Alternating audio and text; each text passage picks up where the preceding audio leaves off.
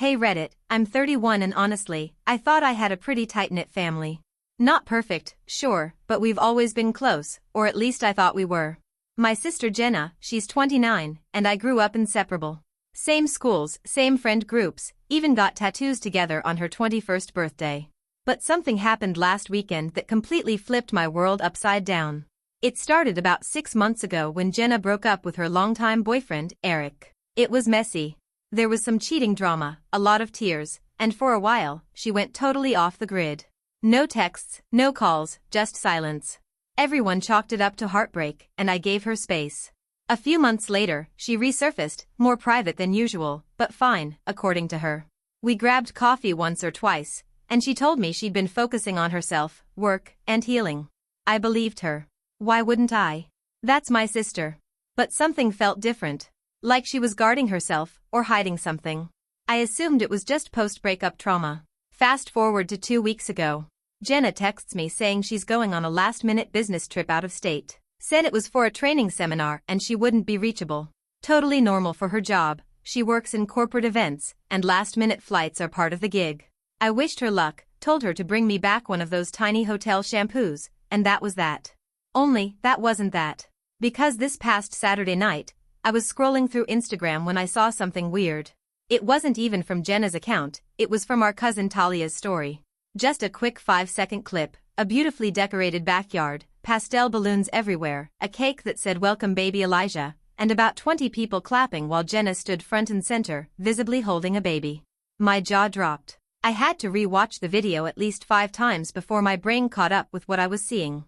Jenna was smiling, cradling a child, her child, and looking so at ease, so proud, like this was something she'd waited her whole life for. A baby. Her baby. One none of us even knew existed. Or, maybe not none of us. Because as I looked closer, I started spotting familiar faces in the background. Our mom. Our dad. A few of our aunts. Friends from high school. Even her ex-boyfriend's sister. All of them there. Laughing. Eating. Celebrating. But not me. I wasn't invited. I wasn't even told. And that's when my heart sank. I sat there frozen, staring at my screen like it was lying to me. I kept thinking, maybe it's not what it looks like. Maybe it's someone else's baby. Maybe Jenna was just a guest.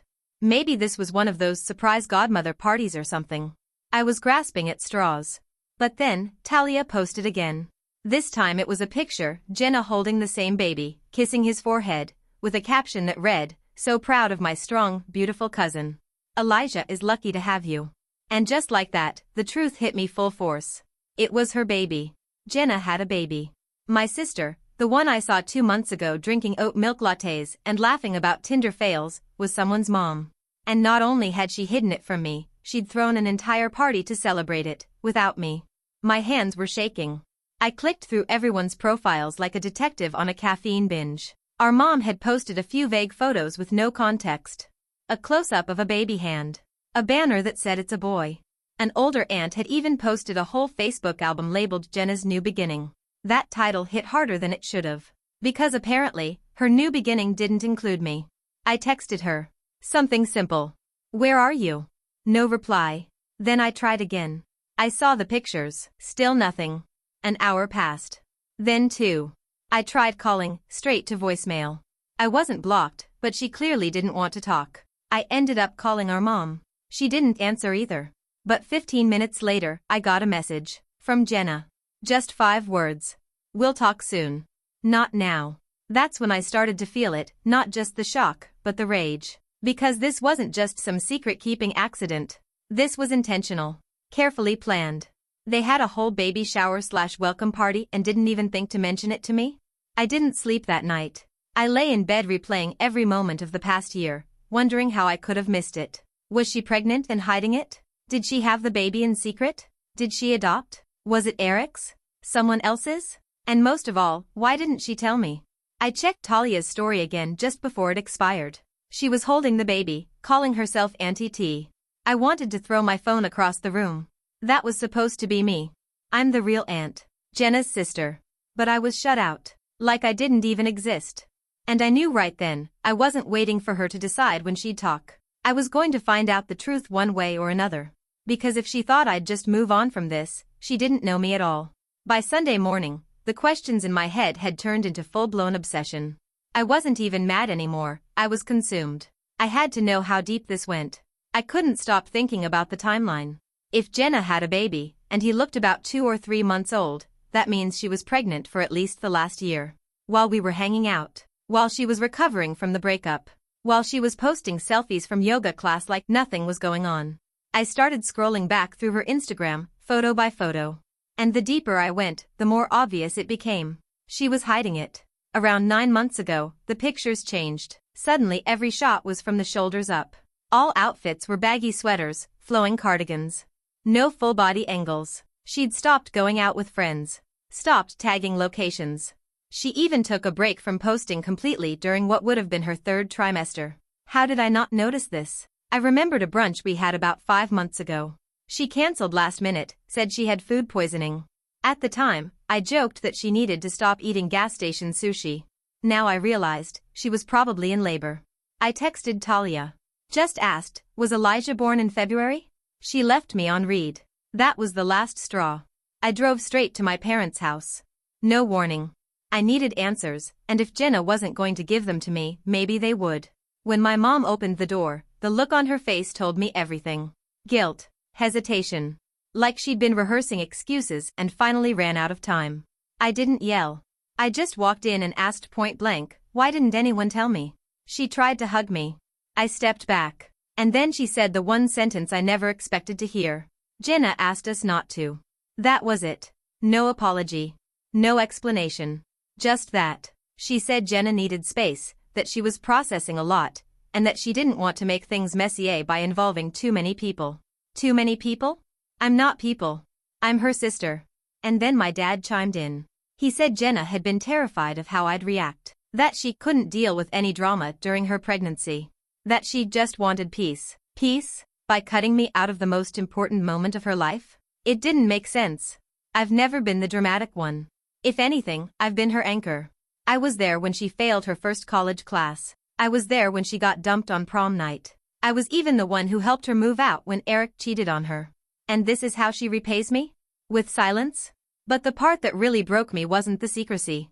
It was what my mom said next. She looked me in the eye and whispered, she wasn't sure if the baby was Eric's. Everything stopped. Because suddenly, the silence didn't feel like protection, it felt like shame. And now I was starting to wonder, what else hadn't they told me?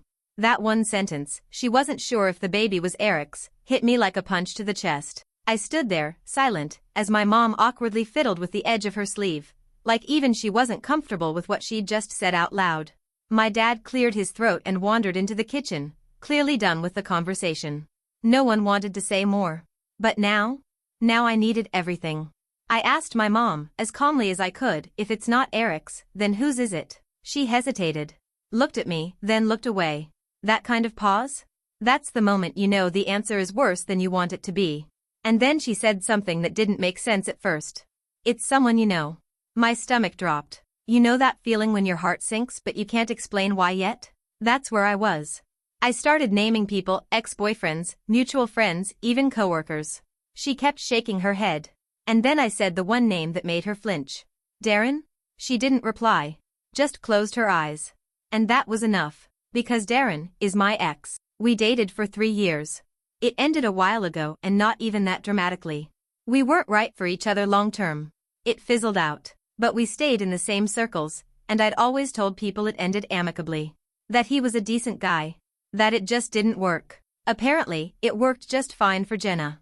I sat down because my knees felt weak. My mom kept trying to soften it, saying Jenna and Darren had reconnected during some group trip, that it had been short-lived, that it was confusing for both of them. But none of that mattered. Not now.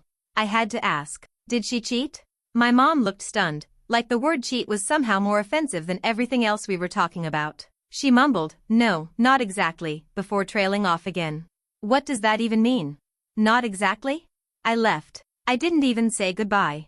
Just walked out the front door, got in my car, and sat in silence for what felt like hours. The dots were connecting now. The secrecy. The lies. Jenna shutting me out. It wasn't just about the baby, it was about me.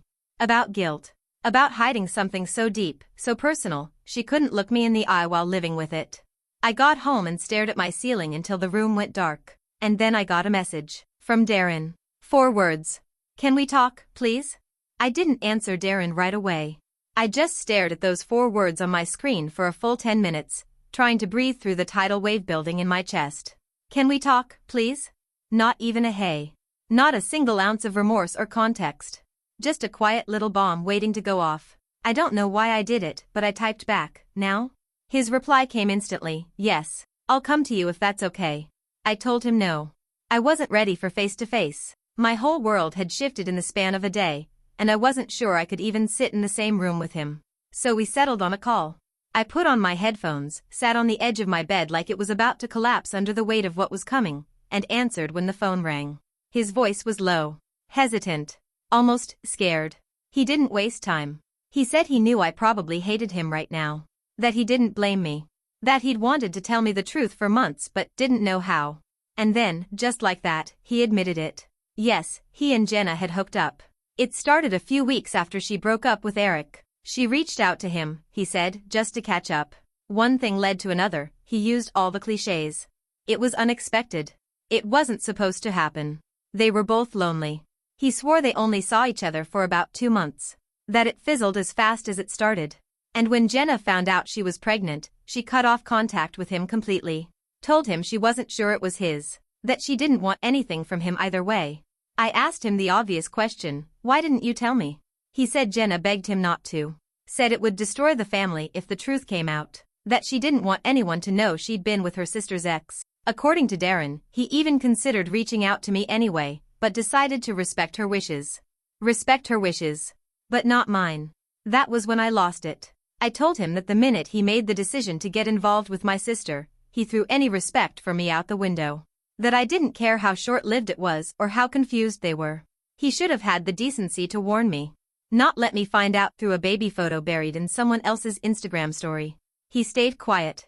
Then he asked something that made my skin crawl. Do you think it's mine? I said I didn't know. And I didn't care. I ended the call. I didn't cry. Not right away. I just sat there. It felt like I'd walked into a room where my entire life had been rearranged while I wasn't looking. People I trusted were playing out an entirely different story behind my back. And I'd been left out of the narrative, by design. Jenna hadn't just kept a secret. She erased me from it. And worst of all, I started to wonder if this wasn't just a one-time mistake. If maybe there were more cracks in our relationship than I ever saw. Cracks she kept hidden. Or cracks I was too loyal to look at. Because now, for the first time in my life, I wasn't sure if I even knew my sister anymore. Jenna texted me 2 days later. No warning, no apology, just a message that said, "Can we talk in person? I think you deserve that much." At that point, I didn't even know what I deserved anymore. I was emotionally drained. Every part of me wanted to scream at her through the phone, block her number, and move on. But I couldn't. Not yet. I needed to see her face when she tried to explain this. We met at a park. Neutral territory. Somewhere public enough to stop me from losing it but quiet enough that we wouldn't draw attention. She was already sitting on a bench when I got there, holding a coffee and looking exactly like she used to, casual, soft, calm. Like nothing had imploded. She stood up when she saw me and tried to hug me. I stepped back. She nodded, like she expected that. There was a long silence before she finally spoke. She didn't start with sorry. She started with, it wasn't planned. Jenna told me that she and Darren had reconnected after a birthday dinner for one of our cousins. That they'd both been drunk and sad. That one thing led to another. That it happened more than once, but not for long. She kept insisting she was in a bad place and didn't want to hurt me. That's why she never told me. That's why she disappeared. I asked her directly if the baby was Darren's. She said she didn't know. She admitted she never took a paternity test. Said she didn't want to. She didn't need to. Because she'd already decided she would raise the baby on her own, no drama, no fathers, no mess. Just her and Elijah. She said she didn't invite me to the baby shower because she was afraid of what it would do to me. That it would open wounds, cause conflict. That maybe I'd show up and make a scene, or worse, cut her off forever. I stared at her for a long time. And then I asked her the only question that mattered. Were you ever going to tell me? She didn't answer. She looked away, down at the gravel, then up at the trees, like somewhere in the branches she'd find a version of this that didn't make her look so selfish. That silence told me everything I needed to know. She wasn't sorry about what she did. She was sorry I found out. After that, I stood up. She tried again to say she never wanted to lose me. That she didn't think it would end up like this. That she still loves me. But all I could think about was that baby. That party. All those smiles. All that love. All that joy, built on a foundation where I wasn't even a brick. I told her I needed time. But the truth is, I don't think time's going to fix this. I think she burned a bridge she didn't even realize was flammable. For a few days, everything was quiet. Too quiet. No texts, no calls. Not even from my parents. I figured maybe the silence meant people were finally giving me space to process. But deep down, something felt off. That kind of calm always comes before another storm. And I was right. It started with a phone call from my mom. She sounded tense. Said she wanted to clear the air about some things Jenna had told her. I didn't even know what that meant, but I agreed to come over. I thought maybe it was about the paternity stuff. Maybe Jenna had decided to get a test. Maybe she finally admitted it was Darren's baby. I was bracing myself. But what my mom hit me with wasn't that. It was worse. She looked me dead in the eye and said, "Jenna told us you said you want nothing to do with Elijah. That you said the baby disgusts you." My heart stopped. Because I never said that. Not once. Sure, I was hurt. Angry. Completely blindsided. But I never said anything like that, not to Jenna, not to anyone. Especially not about an innocent baby. I told my mom she was wrong. That Jenna must have misunderstood. But she just shook her head and said Jenna had been crying on the phone, saying she couldn't believe her own sister would reject her child. I was stunned. My own sister was out here, spinning a version of this story that made me the villain. Painting herself as the victim who had to protect her child from my negativity. And worse, my parents believed her. That's when the real cracks started to show. My dad admitted they'd already helped Jenna financially. They'd paid for part of the baby shower, some of the hospital bills, even given her a little something extra to help with rent. I'm not mad they supported her, but the fact that all of it happened behind closed doors? Without a single word to me? That told me everything I needed to know. They were already circling around her. Protecting her. Playing along. And me? I was just the bitter sister who couldn't handle the truth. I tried to defend myself. I told them what Darren said. That Jenna had begged him to keep everything a secret. That she shut me out, not the other way around. But my mom just said, "Well, that's between you and Jenna now." No accountability. No apology. Just another door quietly closing in my face. I left without saying much. I didn't have the energy to keep fighting for a seat at a table I wasn't even invited to anymore. That night, I sat on my couch and realized something I'd been trying to avoid since this all started. They didn't just choose to believe her. They chose to exclude me. And once that choice is made, there's no going back to how things were. I didn't sleep that night. I kept replaying it all, my mom's words, Jenna's twisted version of the story, how quickly everyone had fallen into line behind her. I realized I wasn't just grieving my sister. I was grieving my entire family. It felt like I'd been cut out and no one even asked why. They just accepted it. Like my absence was easier than facing what she'd done. The next day, something happened that pushed me over the edge. A friend from work texted me, "Hey, didn't know your sister had a baby. So cute." I froze. I asked where she saw that. She sent me a screenshot from Jenna's Facebook. A brand new post. It was a smiling picture of Jenna holding Elijah, surrounded by family. My mom, my dad, even Talia. The caption read, "Surround yourself with those who never made you feel like a mistake. Baby Elijah, you are so loved, and always will be." Right there. Out in the open. The narrative was set. I wasn't just excluded, I was being erased, rewritten into the antagonist of a story where she was the brave, broken mother and I was the sister who couldn't handle it. And that's when I decided I was done letting her control the story. I didn't post anything publicly. I wasn't interested in a social media war. But I did something Jenna never expected. I asked to meet Elijah. I messaged her directly. I told her, calmly, that I didn't want to keep doing this back and forth through other people. I said I wasn't going to argue anymore, but I did want to meet my nephew. At first, she ignored it. Then the next morning, she replied, "Why?" That one word lit a fire in me. Why? Because I'm his aunt. Because he didn't ask for any of this. Because whatever messed up thing happened between her and Darren, that child still deserves every ounce of love this broken family can give. I told her all of that. And maybe, just maybe, it got through to her. She agreed. We met at her apartment. It wasn't a long visit. She opened the door holding Elijah, eyes red like she'd been crying for hours. I didn't say anything. I just looked at him. And I broke. He was perfect. All those weeks of anger, betrayal, pain, they didn't disappear. But they shifted. Because in that moment, I realized, he's not the wound. He's the reason it needs to heal. I held him. He was warm, soft, and quiet. His little fingers wrapped around mine without hesitation. And that's when Jenna said the first real thing I'd heard from her since this all started. I didn't know how to be honest without losing you. I didn't answer her. I couldn't. Because part of me still wanted to scream.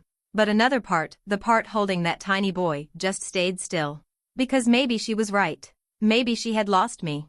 But that baby? He just might save us both. I thought meeting Elijah might soften things between us, maybe even mark the start of some fragile repair. But what happened next proved that Jenna wasn't looking to fix anything. She was looking to manage it. 3 days after the visit, I got a message from her. Not a warm thank you. Not a let's talk again. It was a list, an actual bullet point list, of boundaries she wanted moving forward. At first, I thought it was reasonable stuff. No posting pictures of Elijah without permission. No discussing the paternity issue with other family members. Okay, fine. Those things made sense. But then it got weird. She asked that I not refer to myself as his aunt in public until a DNA test confirms paternity. She said I should refrain from emotional manipulation by bringing up the past during future visits. She even said, if we're going to rebuild trust, it has to be done on my terms. Her terms. Like I was applying for access to a gated version of her life I had somehow been blacklisted from. I reread that message at least 10 times. Each sentence was like a locked door, each bullet point a reminder that I wasn't just being punished, I was being controlled. And the most insulting part? It came with a smiley face at the end. Hope you understand, smiling face with smiling eyes. What Jenna wanted wasn't forgiveness. She wanted obedience. Quiet compliance. For me to tiptoe around her guilt like it was my job to protect her from the truth. So I didn't respond. Not immediately. Instead, I called my mom. I told her I'd met Elijah and that he was beautiful. I didn't bring up Jenna's list, but somehow, my mom already knew. She said Jenna had just been trying to protect her peace. Her peace. It's funny how people who betray you always seem to feel entitled to peace afterward, like you owe it to them. I spent the rest of the day wondering what rebuilding would even look like. Could I really show up to birthdays and holidays with a fake smile and a gag order on anything real? Could I be part of Elijah's life if his mother kept trying to edit mine? Then something happened that changed the whole dynamic. Talia texted me. Just one sentence. You need to see what Jenna posted on her story. And when I did, everything boiled over again. Because there it was, Jenna, holding Elijah, smiling wide. The caption? We may not need a traditional family, but at least we're surrounded by the ones who matter. And in the background of that photo? My mom. My dad. Darren. Standing together. Smiling like nothing ever happened. That photo was a gut punch. Darren, smiling next to my parents, standing behind Jenna like some rebranded family mascot, as if none of this mess had ever touched him. Like he wasn't the reason I'd been cut out, lied to, humiliated. It wasn't even that he was there. It was how at home he looked, like he belonged. And suddenly, it all made sense. Jenna didn't just keep me out to protect her peace. She kept me out because Darren was never really gone. He'd been around this whole time, quietly reintegrated, fully accepted. My parents knew. My entire family knew. And they'd all just gone along with it. So I did something I hadn't done since this all started. I went quiet. I didn't message Jenna. I didn't answer texts. I didn't post. I just disappeared for a few days, let the silence speak for itself. And in that silence, I realized something crystal clear. They had built a new version of our family. One where I didn't fit anymore. And I wasn't going to keep begging for a seat at a table that had already been rearranged to make room for my ex. So I made a choice. I wrote a letter. Not to Jenna. Not to Darren. To Elijah. I didn't say much, just that I was his aunt, and that I loved him, even if I wasn't always around. I wrote that families can be complicated, and that sometimes the truth doesn't come in bedtime stories, it comes in pieces, over time. But I promised him that when he was old enough to come looking for those pieces, he'd find me. I sealed it in an envelope, dated it for years in the future, and gave it to Talia, who, by the way, had her own falling out with Jenna over the Who Matters caption. I told her to give it to Elijah when he asked questions. Because one day, he will. Kids always do. And when he does, I want him to know the truth wasn't anger. It was love. Love that got left outside. I've started therapy since then. I've reconnected with old friends, taken a solo trip, and started building something for me, something not defined by who betrayed me or who believes someone else's version of my story. I won't lie and say I've moved on completely. That pain still sits somewhere in my chest like an echo. But I'm not drowning in it anymore. And one day, if Elijah knocks on my door, wondering why I wasn't in the pictures, why I wasn't at the parties, why his aunt disappeared, I'll open the door, hand him the letter, and tell him I never left you. I was just never invited in.